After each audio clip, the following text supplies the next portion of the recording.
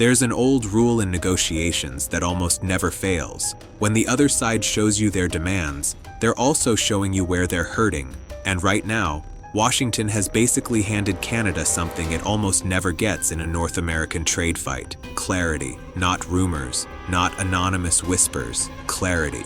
A list of priorities so blunt you can read it like a map. 5 demands, 5 pressure points, 5 things the US wants Canada to surrender before agreeing to keep the continent's most important trade framework alive for the long haul. And the most important part isn't the list itself, it's what Canada did the moment that list surfaced. Mark Carney looked at it and didn't pick a reasonable compromise. He didn't float a trial balloon. He didn't offer a symbolic concession to calm markets. He said no, not to one demand, not to 2, to all of them.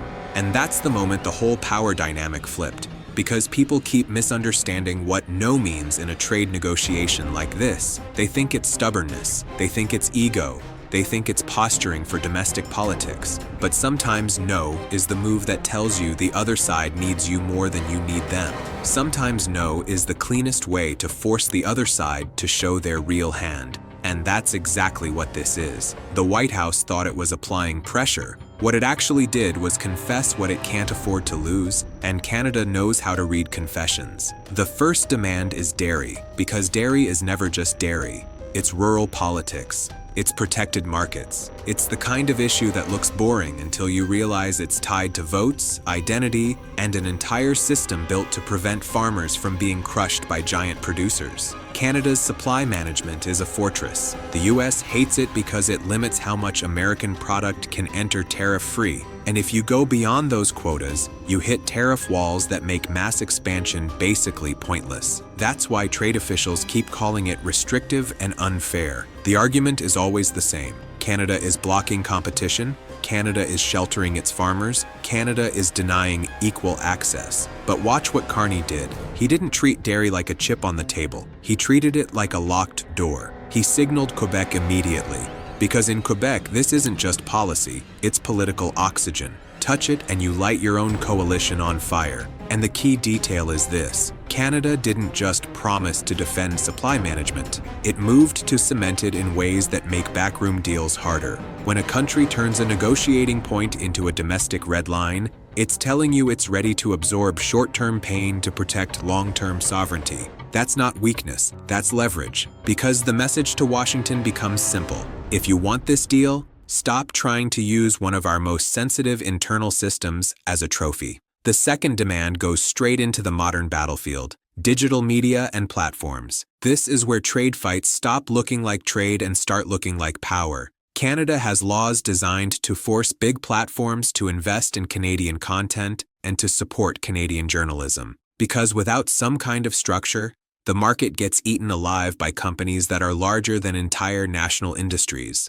When Washington calls those laws discriminatory, what it's really saying is, our companies don't want to play by your rules inside your borders. And that's where the fight becomes bigger than money. This isn't just about Netflix or Spotify or YouTube paying into production funds or news ecosystems. It's about cultural gravity. If Canada doesn't defend space for its own voices, it becomes a market, not a country. And Carney's posture here matters because it signals a worldview. He's not acting like a leader begging for access. He's acting like a middle power that understands the future is influence, stories, information, narrative, algorithms, attention. If you hand that to Silicon Valley, you don't just lose a policy debate, you lose control over what your population watches, reads, and values. And once you give that up, you don't get it back with a tariff tweak. So again, the no isn't emotional, it's structural. It's Canada saying, your tech giants don't get to rewrite our cultural and information space and call it free trade. The third demand looks smaller on paper,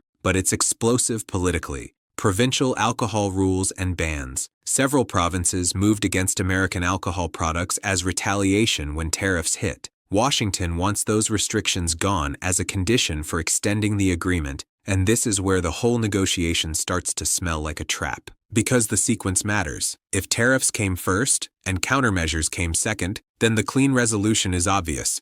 Remove the tariffs and the retaliation disappears. That's how de-escalation works. But demanding Canada remove its response while the U.S. punishment stays in place isn't negotiation. It's an attempt to normalize one-sided pain. It's Washington trying to make Canada accept damage as the new baseline, and then calling any defense unfair. Carney doesn't have to overthink this. The provinces can say, "We didn't start this." The federal government can say, "Remove the spark," and the fire goes out. But if Washington insists Canada must disarm while Washington stays armed, Canada's only rational move is to keep its shield up. The fourth demand is government procurement, and this is where the hypocrisy gets so obvious it almost becomes comedy. Washington criticizes provinces for prioritizing domestic suppliers. Buy Canadian, favor local industries, keep money circulating at home. But the U.S. has spent years tightening Buy American rules across federal contracts and key sectors. It has used procurement as industrial policy openly.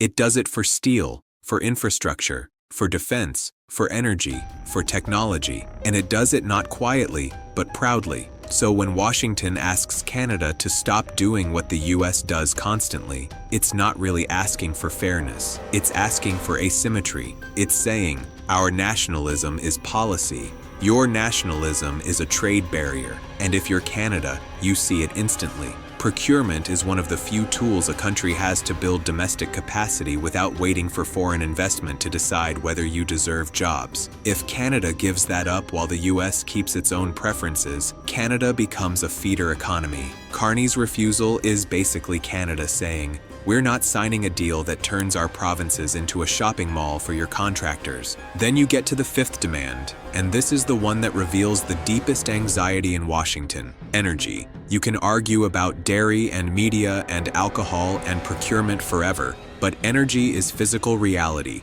pipelines, refineries, grids, winter demand, industrial baseload. Here's what matters. The U.S. and Canada are not just trade partners in energy, they're wired into each other. The U.S. imports massive volumes of Canadian oil, and key refining systems are designed around the kind of crude Canada produces. Regions rely on cross-border electricity flows. During peak demand, that connection isn't a luxury, it's stability. So when energy enters the demand list, you should hear alarm bells because it's Washington admitting it cannot simply replace Canada overnight without paying a brutal price. That's why the energy demand is so telling. It's not nice to have. It's we can't afford disruption. And this is where the entire negotiation changes color. Because if you're Canada and you look at these 5 demands, you don't see a list of things you need to fix. You see a list of areas where Canada has defended itself successfully. Supply management kept farmers stable. Platform rules forced investment into domestic culture and journalism. Provincial measures showed Canada can retaliate politically without firing a shot. Procurement preferences kept money at home. Energy leverage reminds Washington that some dependencies can't be solved with a press conference. In other words, Washington didn't publish a list of Canadian weaknesses. It published a list of Canadian strengths it wants access to. And that's why Carney's no is so powerful. Because when you say no to every demand, you force the other side to answer one question: what are you willing to give for what you want? Not what are you willing to threaten? What are you willing to trade? Now here's the detail that most commentary completely misses, and it's hiding in what the U.S. didn't emphasize: automobiles. The silence is loud. The North American auto industry is a stitched-together machine. Parts cross borders multiple times. A vehicle isn't made in one place. It's assembled across a web of plants, suppliers, and logistics that have been optimized for decades. If you slam tariffs into that system, you don't just punish Canada. You punish Michigan. You punish Ohio. You punish assembly lines that depend on on-time components. You punish U.S. workers the same week you claim you're defending them. That's why automakers and industry groups panic when the trade framework becomes unstable. They don't want drama. They want predictability. And the reason the auto sector matters is simple. It's one of Canada's quiet levers. Not because Canada can hurt the U.S. for fun, but because disruption hurts everyone, and the U.S. has a lot of companies that can't tolerate that chaos.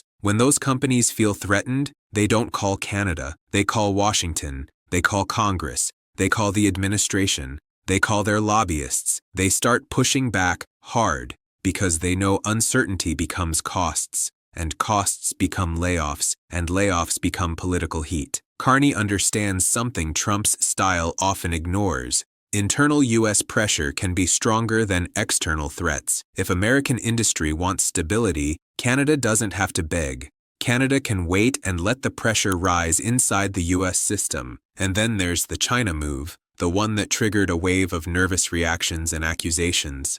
Carney went to Beijing and talked trade relief, not a sweeping free trade agreement, not a dramatic pivot away from North America, but targeted relief for certain sectors that have been squeezed: agriculture, specific exports, strategic categories where Canada wants breathing room. And the biggest impact wasn't the exact terms, it was the signal. It was Canada telling Washington quietly, "We have other doors." That message terrifies a negotiating partner who is used to being the only door. For decades, the assumption in Washington was that Canada could complain, but Canada couldn't truly walk away, because so much of Canada's export economy flowed south. That's the old mental model. That's the old Canada. Carney's Canada is trying to rewrite that model by building optionality. And in negotiations, optionality is oxygen. The moment the other side believes you have alternatives, your no becomes credible. Your red lines become real. Your threats become believable without you even having to threaten. Washington's response to the China signal often comes in the form of suspicion.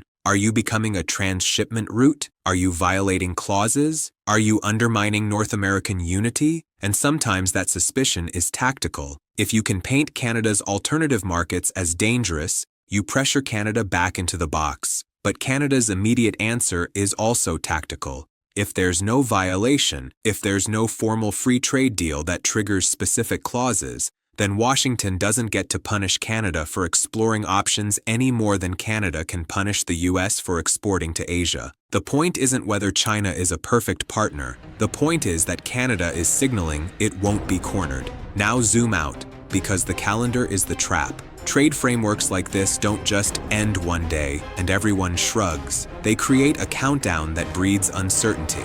Extend the agreement, withdraw, or shift into repeated reviews that keep everyone nervous until a bigger expiration date down the road. And most analysts assume Canada will fold before that uncertainty grows, because uncertainty is bad for investment, for planning, for supply chains. That logic makes sense in a world where only Canada feels the pain. But that's not this world. Uncertainty hurts American companies too. It hurts exporters. It hurts manufacturers. It hurts investors who hate volatility in cross-border systems. It hurts states that depend on Canadian inputs and Canadian demand. It hurts the very industries that want Trump to protect them. So if Canada is willing to tolerate uncertainty, Canada can use time itself as leverage, because time turns corporate anxiety into political pressure. And that political pressure doesn't land in Ottawa first, it lands in Washington. That's why Carney's posture is such a problem for Trump's negotiating style. Trump likes to create a feeling of inevitability.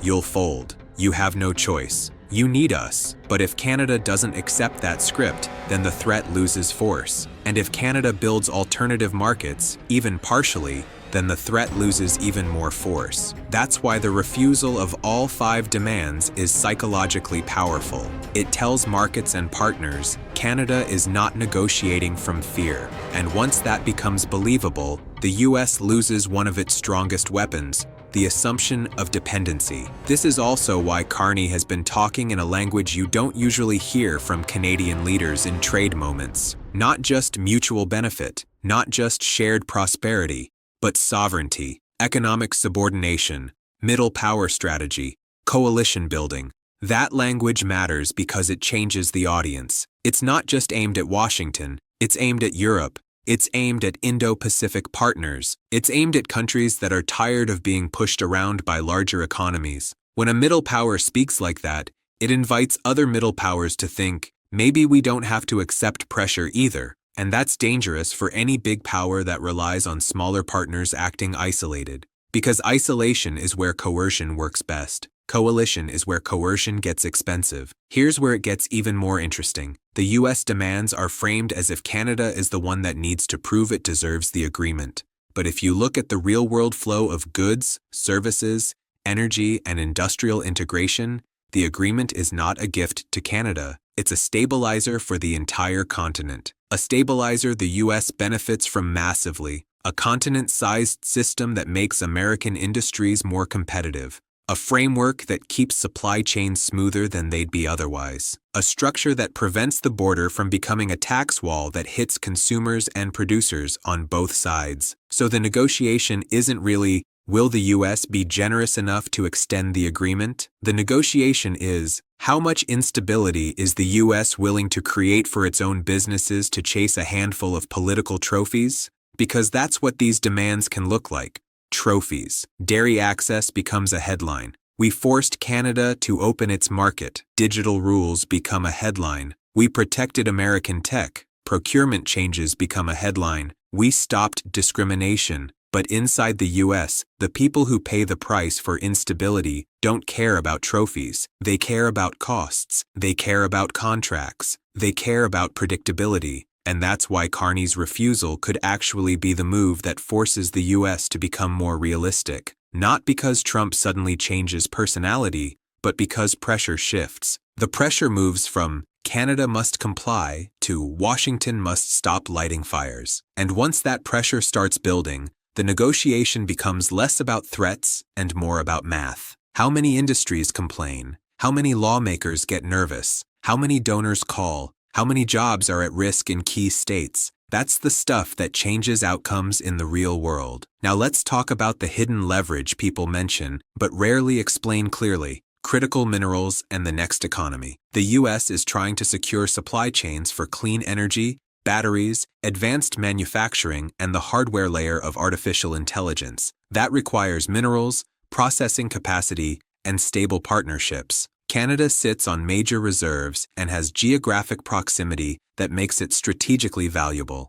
If the U.S. wants to reduce reliance on rivals for key materials, it doesn't get to treat Canada like a subordinate supplier forever. It has to treat Canada like a partner. That's why this fight is bigger than a 16-year extension. It's about the architecture of the next decade. Is North America a partnership of equals, or is it a hierarchy with Canada expected to comply? Carney is basically betting that the moment has changed, that the U.S. needs Canada for the next economy as much as Canada needs the U.S. for the current one. If that bet is correct, the entire logic of Canada has no choice collapses. And even if that bet is only partially correct, even partial alternatives give Canada negotiating room. Because you don't need to replace the U.S. market completely to gain leverage. You just need enough alternatives to prevent panic. You need enough diversification to say, we can survive a hit. Because the biggest weapon in negotiations is not tariffs or threats. It's fear.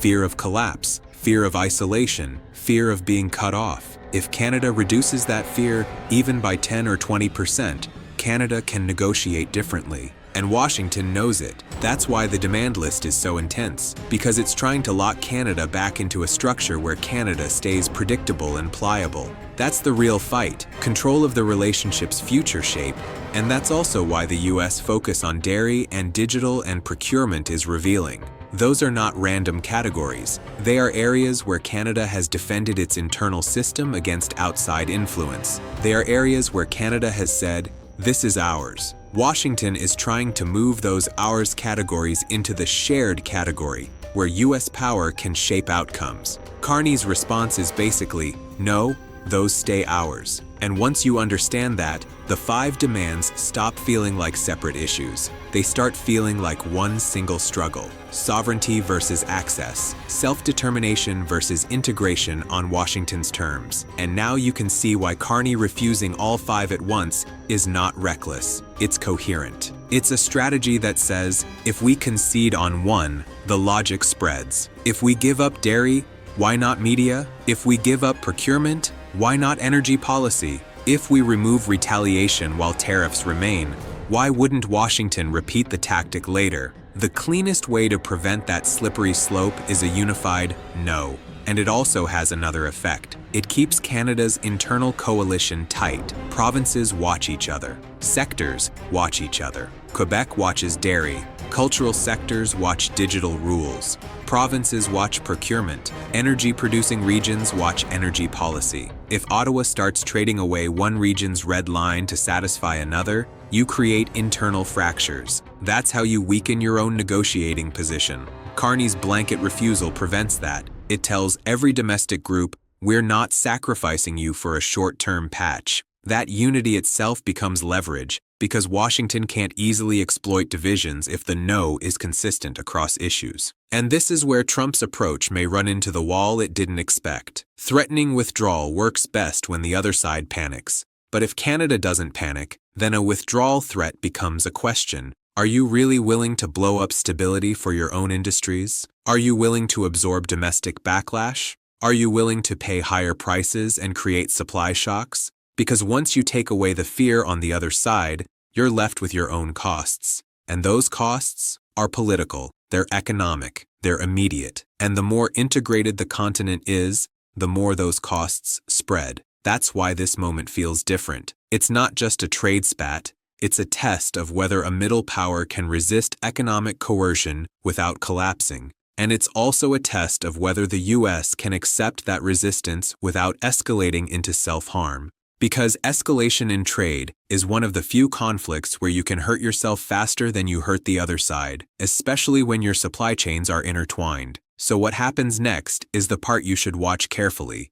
because it won't look like a dramatic treaty signing or a clean breakdown at first. It will look like noise, statements, leaks, threats, backtracking, industry warnings, lobbying, provincial moves, a sudden shift in tone. Watch for American industry groups and major employers speaking more loudly. Watch for lawmakers pushing for stability. Watch for attempts to split Canada internally by offering narrow deals to one sector. Watch for symbolic concessions offered just to create headlines. And watch for Canada's response to those symbolic offers, because Canada's real power right now is credibility. If Carney says no and then quietly folds, the leverage evaporates. But if Canada holds the line and keeps building alternatives, even modest ones, then Washington has to adjust. And that adjustment is the whole story. Because the deeper truth is this: the demand list was supposed to intimidate Canada into picking which hill it wants to die on. Carney's move was to say,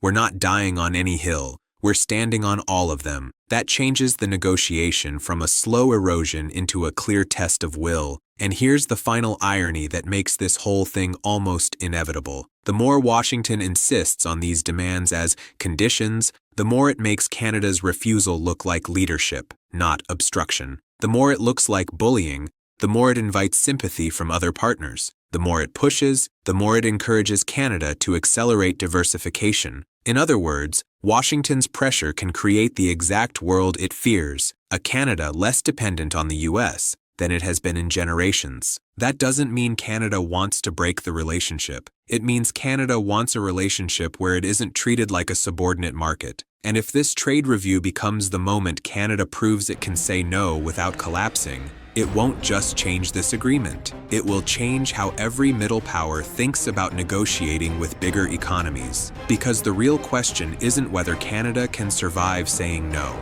The real question is whether the United States can accept a neighbor that finally learned how to use leverage instead of fear, and what Washington will sacrifice to avoid admitting that the era of automatic Canadian compliance is over.